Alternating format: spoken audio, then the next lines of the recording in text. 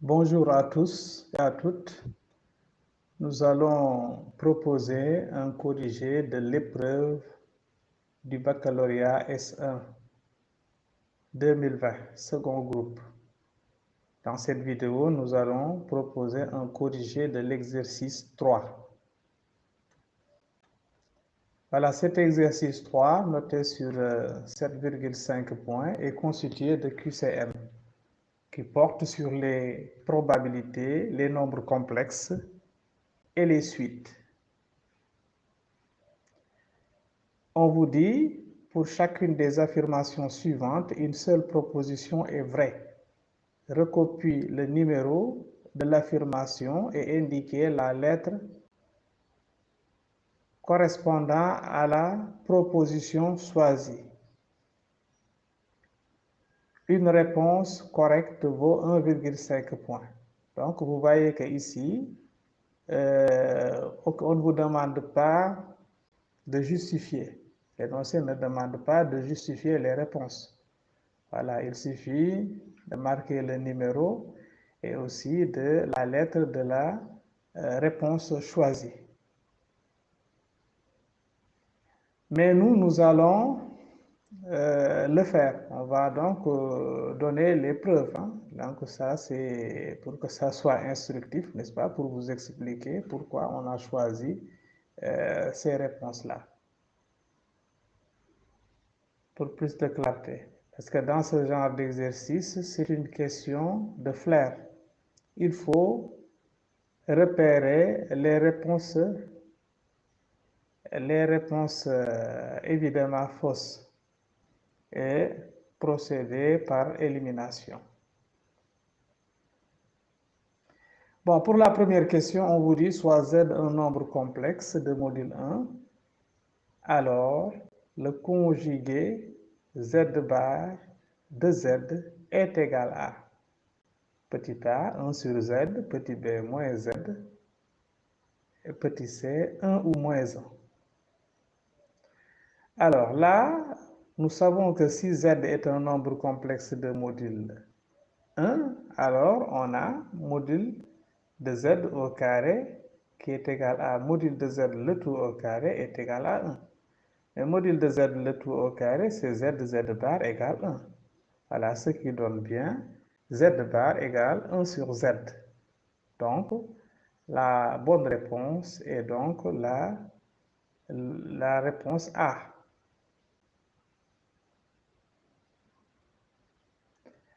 Alors, pour la deuxième question, on vous dit, dans le plan muni d'un repère orthonormé OUV, on considère les points A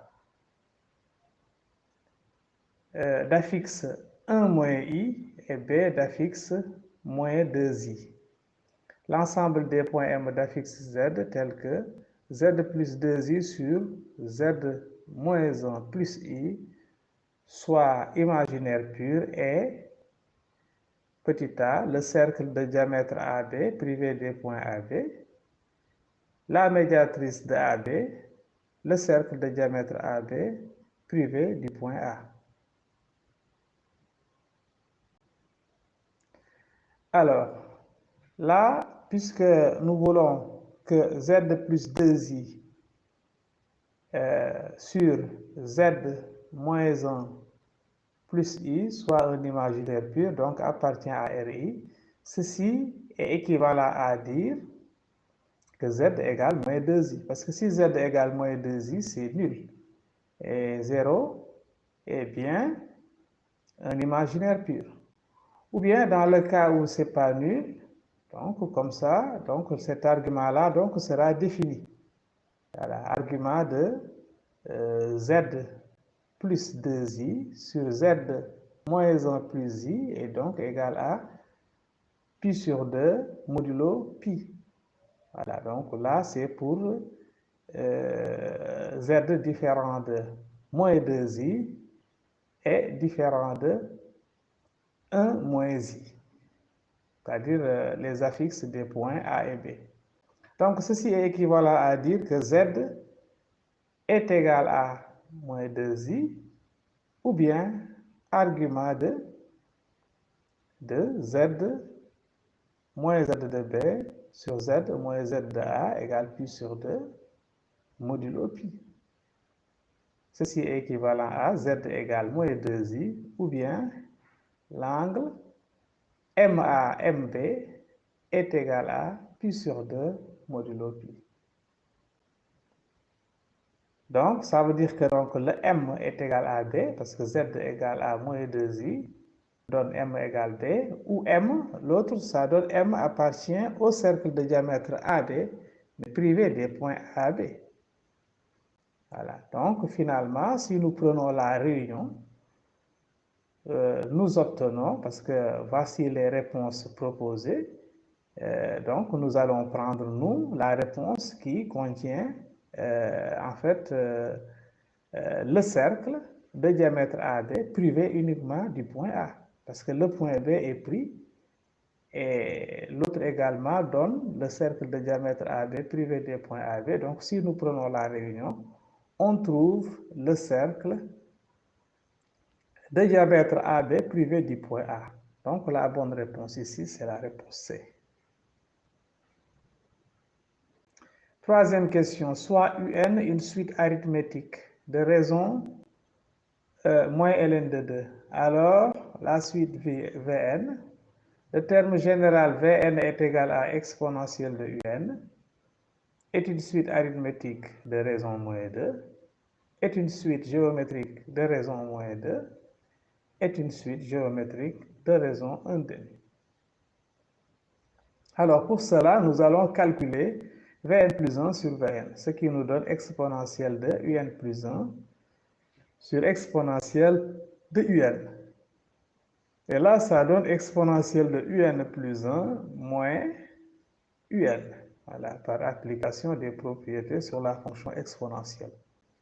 Et puisque la suite UN est une suite arithmétique de raison moins ln de 2, donc Un plus 1 moins Un va donner moins ln de 2. Donc finalement, on a, ceci est Vn plus 1 sur Vn donne exponentielle de moins ln de 2, qu'on peut écrire 1 sur exponentielle de ln de 2, mais exponentielle de ln de 2, c'est 2, donc c'est 1 demi. Par conséquent, Vn est une suite géométrique de raison 1 demi. Donc la bonne réponse, c'est la réponse C.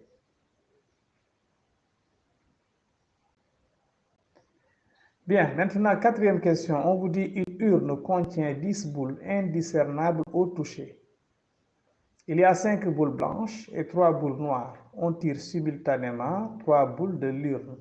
La probabilité d'avoir 2 blanches et une noire est égale à petit a 21 quarantième, petit b 7 dixièmes fois 6 neuvième fois 1 tiers, petit c 7 dixièmes fois 7 dixièmes fois 1 tiers.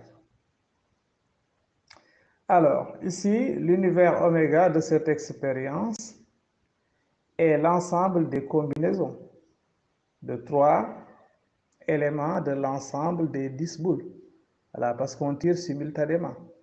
Donc, le cardinal de oméga est égal à C10, 3.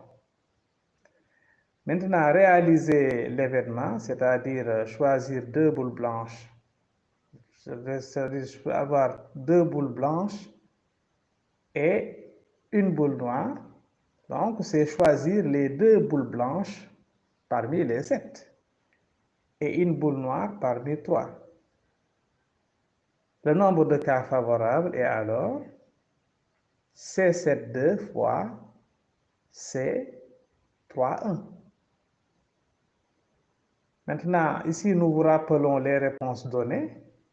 Maintenant, la probabilité cherchée est donc C7,2 fois C3,1 divisé par C10, 3.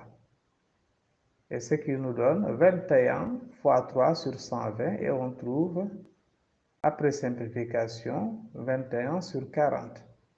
Donc, nous voyons bien que ici, c'est la réponse A qui est la bonne réponse.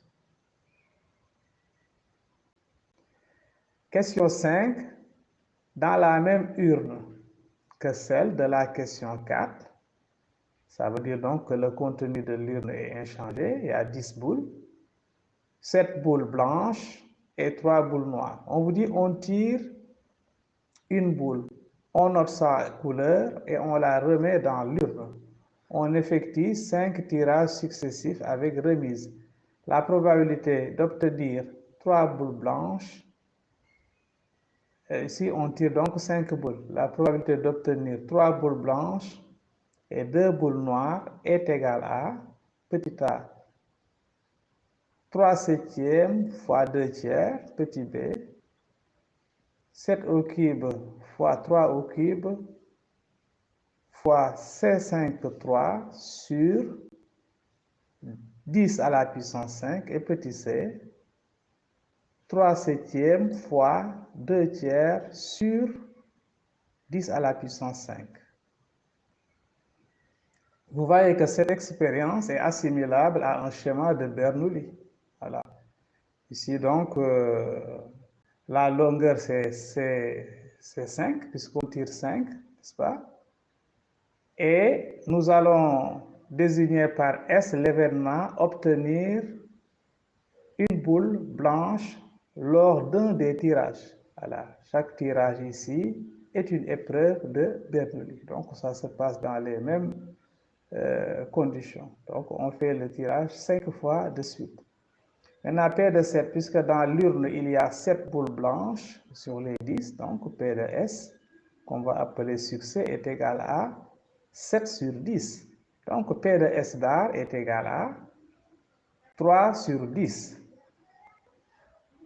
Bon, maintenant, d'après la théorie sur la loi binomiale, la probabilité d'avoir réalisé exactement 3 fois l'événement S en 5 tirages et c'est 3 fois 7 dixièmes au cube fois 3 dixièmes au carré. Voilà, 3 dixièmes, c'est la probabilité de S bar. Et voici donc les réponses proposées ici, n'est-ce pas? Donc, si nous faisons les calculs, nous voyons bien que c'est la réponse B qui est correcte. Voilà, donc c'est la fin de la correction de l'exercice 3. Voilà. Donc, vous pouvez retrouver les deux autres exercices, l'exercice 1 et l'exercice 2, sur cette même chaîne, Math Academy. Allez, au revoir et à la prochaine. Inch'Allah.